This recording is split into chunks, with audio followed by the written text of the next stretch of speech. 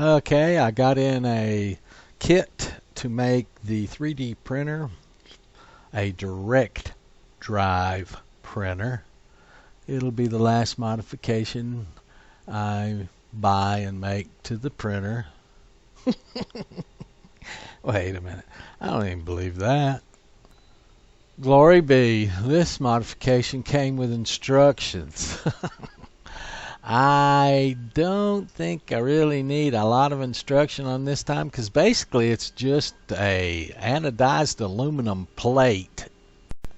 And about all there is to this plate is it has enough screw holes in it to mount the hothead and the extruder, stepper motor, and extruder mechanism all in one piece.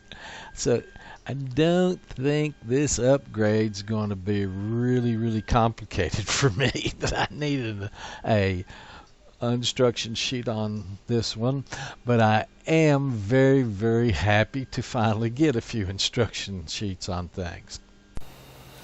What this does is this whole assembly right here that pushes the filament into this Bowden tube is completely going to be moved. This will be taken loose, and then this whole stepper motor, extrusion, gears, spring, this whole thing will be mounted on top of the heat head. Therefore, this whole Bowden tube, that white plastic tube that runs around there, will be removed from the system.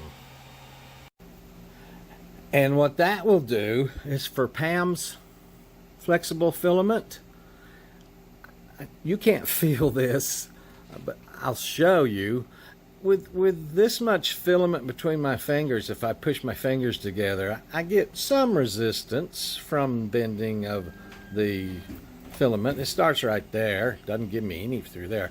But if I only have this much between my fingers and I push, it really has a lot of resistance. So that's what we're trying to do for this soft filament. We're trying to remove a long length like this from the Bowden tube that can have problems inside there, down to a very short length or a close to the end area where we're pushing it into the hot nozzle to be melted. And then I'll try to print Pam's flexible filament again.